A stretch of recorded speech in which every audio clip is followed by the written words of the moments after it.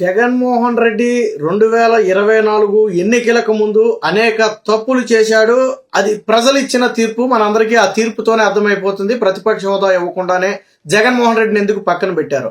అయితే ఇప్పుడు సొంత పార్టీ నేతలు కూడా ఆ రోజు జగన్మోహన్ రెడ్డి చేసింది తప్పేనని మీడియా ముఖంగా బహిరంగంగానే మాట్లాడుతున్నటువంటి పరిస్థితి. ధర్మవరం మాజీ ఎమ్మెల్యే కేతిరెడ్డి వెంకటరామరెడ్డి మనందరికీ తెలిసిందే, గుడ్ మార్నింగ్ స్టార్ గా పేరొందినటువంటి వ్యక్తి. ఎందుకంటే రోజు ఉదయమే ప్రజా సమస్యలు తెలుసుకునే పేరుతో ప్రజల్లోకి వెళ్ళేవాడు. నిజంగా ప్రజా సమస్యలు తెలుసుకునేవాడైతే బహుశా గెలిచుండేవాడేమో.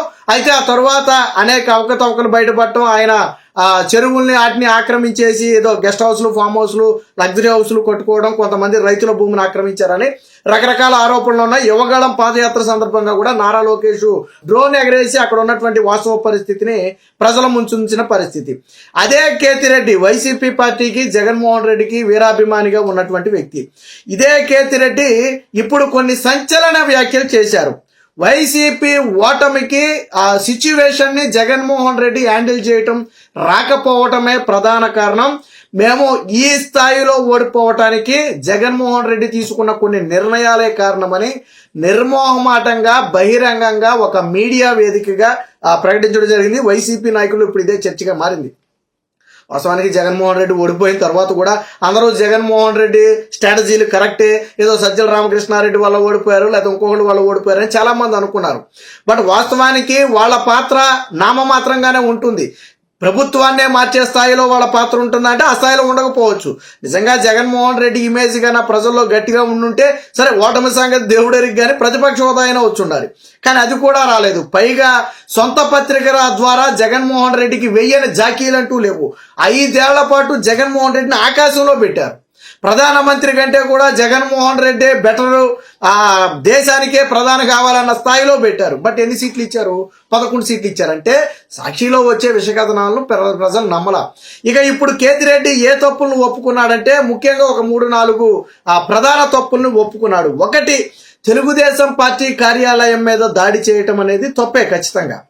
దాంతోపాటు చంద్రబాబు గారి ఇంటి మీద దాడి చేయడం కూడా కొంత తప్పేనని చెప్పి బహిరంగంగా ఒప్పుకున్నాడు. ఇక అన్నిటికంటే అతిపెద్ద మిస్టేక్, అసెంబ్లీలో చంద్రబాబు గారి సతీమణి భువనేశ్వరి గారిని అనరాని మాటలు అన్నప్పుడు దాన్ని ఖండించకపోవడం, అదే సమయంలో చంద్రబాబు గారి కంటతడి పెట్టుకోవడం, ఖచ్చితంగా ఇది వైసీపీ పార్టీకి చాలా బలమైన దెబ్బ తగిలింది. ఇన్నేళ్ల రాజకీయ చరిత్ర ఉన్న చంద్రబాబు గారు ఏ రోజు ఎంత పెద్ద సవాళ్ళైనా ఎదుర్కొన్నారు తప్ప కన్నీరు పెట్టుకున్న పరిస్థితి లేదు. బట్ కుటుంబంలోని వ్యక్తుల మీద విమర్శలు చేసినప్పుడు కొంత భావోద్వేగానికి లోనయ్యారు. అది ప్రజల్లో కూడా ఒక కదలిక తీసుకొచ్చింది. దాని తర్వాత జరిగిన అతిపెద్ద మిస్టేక్ చంద్రబాబు గారిని అరెస్ట్ చేయడం. ఇది స్వయంగా మా తప్పేనని చెప్పి స్వయంగా ఒప్పుకున్నాడు. ఒక సిచ్యువేషన్ ని హ్యాండిల్ చేయటంలో వైసీపీ జగన్మోహన్ రెడ్డి విఫలమయ్యారని స్వయంగా ఒప్పుకున్నాడు. ఇంకో మాట కూడా చెప్పాడు కేతిరెడ్డి. ఏమని? చంద్రబాబు గారిని అరెస్ట్ చేశారు, ఒకవేళ ఆ రోజు కాకపోతే ఇంకో 3 నెలలో 6 నెలలో ఆగితే గవర్నమెంట్ మళ్ళీ తిరిగి వచ్చిన తర్వాత అయినా అరెస్ట్ చేసి ఉండొచ్చు, అది పెద్ద సమస్య కాదు. కరెక్ట్ గా ఎన్నికలకు 8 నెలలు 6 నెలల ముందే చంద్రబాబు గారిని అరెస్టు చేసి అన్ని రోజుల పాటు జైల్లో పెట్టి ఆయన మీద అవినీతి ముద్ర వేయాలని బలంగా ప్రయత్నించడం కూడా ఖచ్చితంగా మా తప్పేనని చెప్పి స్వయంగా ఒప్పుకున్నాడంటే జగన్మోహన్ రెడ్డి ఎవడి మాట వినలేదు. వాస్తవానికి కేతిరెడ్డి ఇవన్నీ తప్పని ఒప్పుకున్నాడంటే పార్టీలో బొత్స లాంటి సీనియర్ నేతలు, పెద్దిరెడ్డి లాంటి సీనియర్ నేతలు, తమ్మినేని సీతారాం లాంటి సీనియర్ నేతలు చాలా మంది ఉన్నారు. వీరందరూ వీళ్ళకేం రాజకీయాలు కొత్త కాదు. ప్రజల నాడు ఏ విధంగా ఉంటుందో అర్థం చేసుకోగలరు. ఆ ఎన్నికలకు వెళ్ళేటప్పుడు ఎలాంటి పరిస్థితులు ఉంటాయో, ఎలాంటి పరిస్థితుల్లో ఎన్నికలు వెళ్ళాలో వీళ్ళందరికీ తెలుసు. మరి జగన్మోహన్ రెడ్డి వినేవాడు కాదు కదా. సజ్జల రామకృష్ణారెడ్డి లాంటి వాళ్ళు చెప్పిన మాటలే తప్ప ఏ రోజు కూడా, ఇప్పుడు అందరిలో సీనియర్ నేత బొత్స సత్యనారాయణకి రాజకీయం అంతా తెలుసు, ఎలాంటి సిచ్యువేషన్ ఉంటాయో తెలుసు. కానీ బొత్స మాట ఏ రోజైనా విన్నారా? వినలేదంటే జగన్మోహన్ రెడ్డి ఒక మోనార్కు లాగా, నియంతలాగా తాను అనుకున్నది చేయాలనుకున్నాడు అంతే. తర్వాత నేను గెలుస్తానో చేస్తానో, చంద్రబాబు గారి మీద ఒక అవినీతి ముద్రేసి అరెస్ట్ చేస్తే రేపొద్దు నన్ను జైల్లో నేను అవినీతి పరుడు అంటే నువ్వు అవినీతి పరుడు అనొచ్చు కదా. జగన్మోహన్ రెడ్డి ఉద్దేశం ఏంటి? నాకు పదే ఏమని పిలుస్తారు జగన్మోహన్ రెడ్డిని? అవినీతి పరుడు, జైలుకి వెళ్ళి వచ్చాడు, నేటికి కేసులు ఉన్నాయని చెప్తారు. అదే చంద్రబాబుని అరెస్ట్ చేస్తే నేను కూడా ఆ మాట చెప్పొచ్చు కదా అనుకున్నాడు జగన్మోహన్ రెడ్డి. బట్ జగన్మోహన్ రెడ్డికి ఉన్న ఇదేంటి, చంద్రబాబు గారికి ఉన్న ఇదేంటి? తన దాదాపు 45 ఏళ్ల రాజకీయ చరిత్రలో 3 సార్లు ముఖ్యమంత్రిగా ఉన్నాడు ముందే. అప్పుడు కూడా ఏ రోజు అవినీతి మచ్చలేదు. రాజశేఖర రెడ్డి ఎంతకంటే ఎక్కువ ట్రై చేశాడు చంద్రబాబు మీద అవినీతి మచ్చేయాలని, బాగా వేయలేకపోయాడు. ఎందుకంటే అవినీతి అనేది లేదు. కానీ జగన్మోహన్ రెడ్డి ఆయనకేదో అవినీతి మరక అంటించాలనే ప్రయత్నంలో చేసినటువంటి ఇవన్నీ కూడా బెడిసి కొట్టాయి.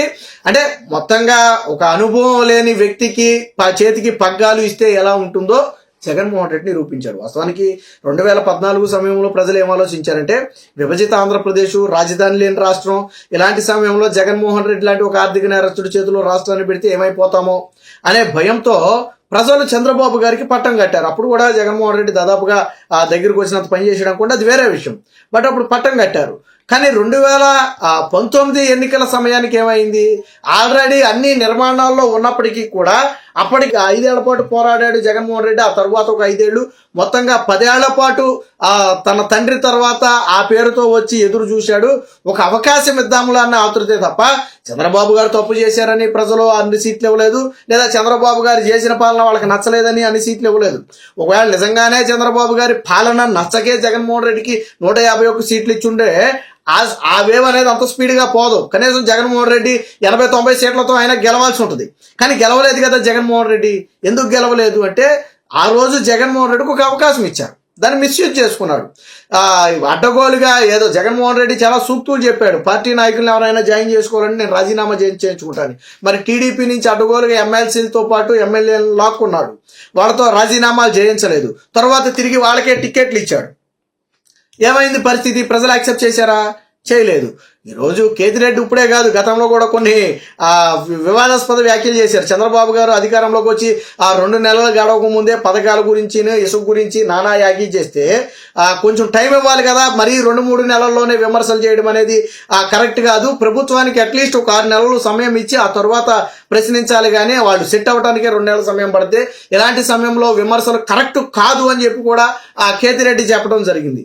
సో మొత్తంగా కేతిరెడ్డి అంటే వైసీపీకి హార్డుకోరు, కొంత ఫ్యాన్ ఫాలోయింగ్ ఉన్న వ్యక్తి. కేతిరెడ్డి కూడా ఎక్స్పెక్టేషన్స్ తప్పు ఉంటాయి. గతంలో తెలంగాణ మాజీ మంత్రి కేటీఆర్ కూడా పాపం కేతిరెడ్డి గెలుస్తాడు అని చెప్పి ఒకానొక సందర్భంలో అక్కడ మాట్లాడిన ఇంటర్వ్యూలో చెప్పాడు. నేనైతే కేతిరెడ్డి గెలుస్తాడు అనుకున్నాను, బట్ ఓడిపోయాడని చెప్పి ఓడిపోయిన తర్వాత అనుకుంటా ఆయన మాట్లాడారు. సరే, దాని మీద తెలుగుదేశం పార్టీ మళ్ళీ విమర్శలు చేసింది అనుకుంటే అది వేరే విషయం.